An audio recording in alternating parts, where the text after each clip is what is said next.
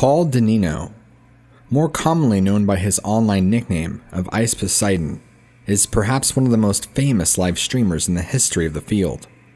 Initially, rising to prominence by streaming the popular browser game RuneScape, he became a pioneer of the streaming genre, known as live streaming or in real life, which simply involves somebody live streaming their daily lives and whatever events might occur throughout their day.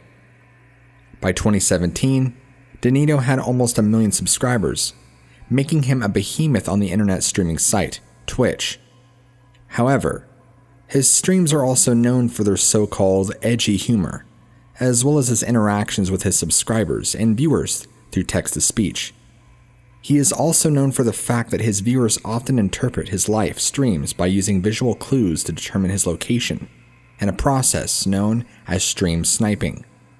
This has led to various memorable incidents, including one such event when a viewer entered the restaurant he was eating in, before proceeding to spray the entire place down with a fire extinguisher. Ice Poseidon has also been unfortunate enough to catch some highly unusual and disturbing things on some of his live streams. For example, on a visit to the Italian restaurant in LA, he has a rather frightening encounter with a member of the management team. Ice Poseidon sat down at the cafe, which describes itself as a small, hidden Italian restaurant. Before looking at the menu, he scrolls through his phone, pursuing messages from his audience before a man approaches him off camera, wearing glasses and a beige shirt. The older gentleman leans into Dinino's ear so that the other diners cannot hear what is being said, but the microphone captures everything. "I'm getting about 30 calls about you on my phone," he says, "and I'm a gangster, so you better leave here right now, before there's trouble for yourself." His tone is cold and calm, but somehow also brimming with rage, and Dinino's face drains of color as the man speaks.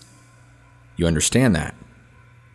The man continues, "You're messing with the mob over here. You better leave now, got it?" Dinino apologizes and asks what's going on. "The sooner you leave, the better," the older man states, and proceeds to follow Dinino into the street outside, while the camera records him staring daggers at his back. But as much of the video is frighteningly intimidating, Dinino managed to catch something even more disturbing on film. In another video, filmed on Friday, March 3rd, 2017, Ice Poseidon is seen walking through a crowd and showing off some of the sights of busy Hollywood Boulevard when he spots an individual dressed as the comic book hero Spider-Man and attempts to engage the costume hero in conversation. But when he gets a little closer, he spots somebody high up on the buildings, appearing as if they are about to jump off. A crowd had gathered to watch, with some others filming and another discussing. Whether it was a prank or real suicide attempt, you see, although the person is not captured on film at any point. Dinino states that they were wearing a costume of some description. No detail on which particular costume, but one can understand why the situation was not taken too seriously by the onlookers at first. What just was a minute ago was a casual, jovial stream becomes tangibly disturbing as Dinino's face drops and he begins to ask over and over again, "Dude, what's going on right now?" "I think it's a prank," responds his white-shirted streaming partner, to which Dino replies, "It better be." The pair then speculate that it would be extremely unwise for them to be around to film such a tragic event, should it actually occur, as doing so would almost certainly result in them being banned from the streaming platform. Yet still, they stare up at the building, watching nervously as the person atop decides whether or not to go through with the act. "That's not far enough to die though," Dinino's partner says, as it is wishful thinking at best. "Dude, that is definitely far enough to die," he retorts, as a visible amount of dread is etched into both their faces. It is then next that the pair begin to walk away from the scene, not wanting to witness or capture on film whatever will come next. However, just for a brief moment, Dinino stops and turns back towards the scene, audibly expressing how he'd almost like to hang around to watch the person get tackled by the cops or something. But seconds later, horrified screams can be heard from the gathered crowd. It quickly becomes obvious that the costumed person has thrown themselves from the balcony, crashing into the concrete sidewalk for all to see. Danilo walks a block or two, stony-faced and obviously disturbed, before he finally stops and kneels to the ground, almost forgetting his camera is even there. As he raises a hand to his temple, we can see that he is visibly shaking and confesses to feeling sick at what he had just witnessed. Hours after the incident, Danilo had not calmed down and tweeted out to his followers, "I don't feel good now. I'm shaking." At just past 2 a.m. the following morning. Although the suicide attempt that was captured by Ice Poseidon livestreamed happened to be purely coincidental, at the time, there seemed to be a trend of people broadcasting their suicide attempts and successful suicides on live streaming services. A number had used the Facebook Live function within the previous 2 months of Danilo's video, with the disturbing trend growing so large that Facebook even prompted a response to make it easier for people to report these videos and to help the people broadcasting them. One of which included the suicide of Caitlin Nicole Davis, who hung herself on Facebook Live in a video that was seen by hundreds of her friends and peers, as well as thousands of other people all over the world. She had demanded that Facebook block these horrendously disturbing videos entirely, and once they were reported, some had demanded that Facebook block these horrendously disturbing videos entirely once they are reported, with some experts saying the viral nature of the videos led other teens to make copycat attempts.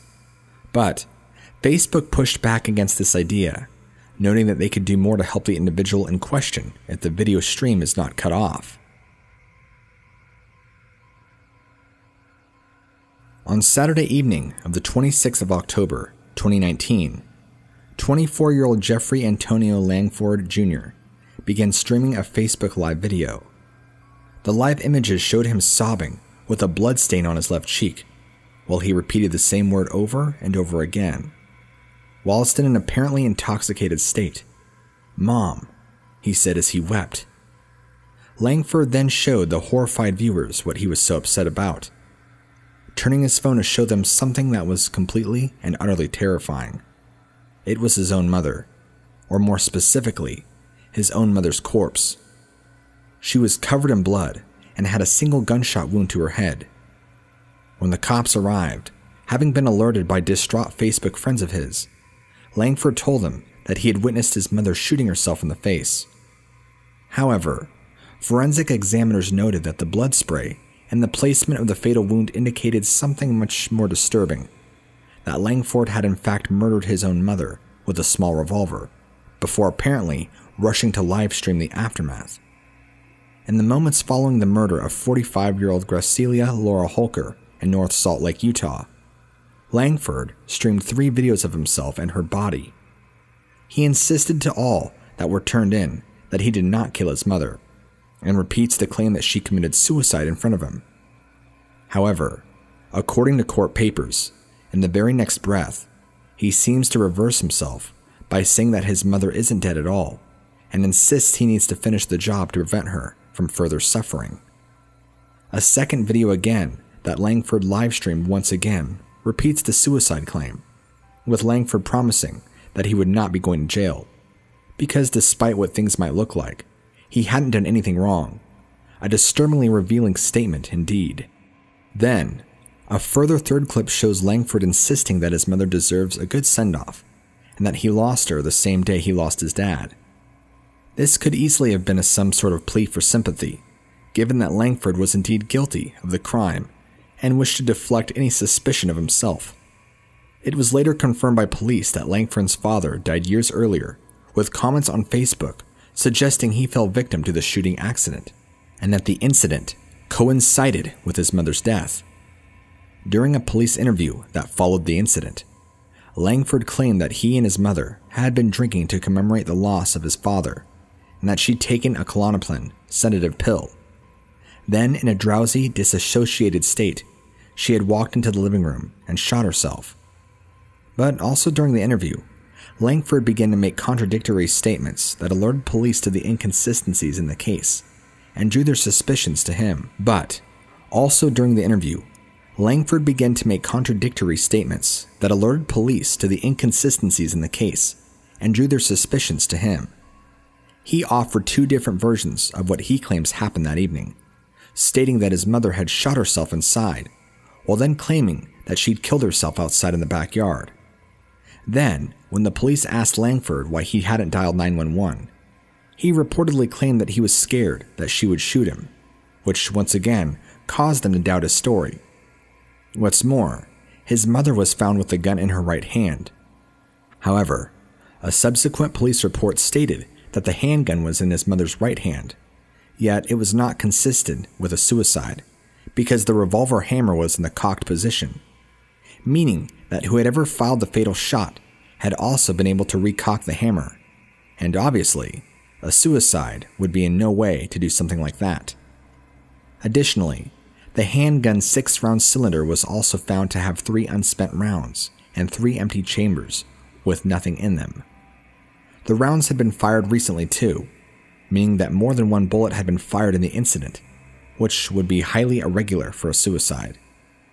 Police then found 3 more casings in Langford's room, away from his mother's body, which was found in the living room, meaning she had been killed in one room, then dragged into another, where Langford had recorded the Facebook videos. As a result of the murder of his own mother, he was quickly charged with first-degree felony murder and second-degree felony obstruction of justice over claims he lied about his mother's murder. He was also charged with carrying dangerous weapons while in possession of drugs or alcohol. Despite insisting that he was not guilty of his mother's murder, he was sentenced up to 15 years in the Utah State Prison. "I do take account for what I've done," he said, "but I will not admit to killing anybody. I did not kill her, and she shot herself in the head. I now have 2 parents dead, both from suicide. I'm the last one of my line." It was this argument that meant that Langford dodged being convicted of a first-degree felony, and Langford pleaded guilty to a reduced charge of manslaughter. But what's clear is that we may never really know if Langford actually killed his mother or merely assisted in her suicide.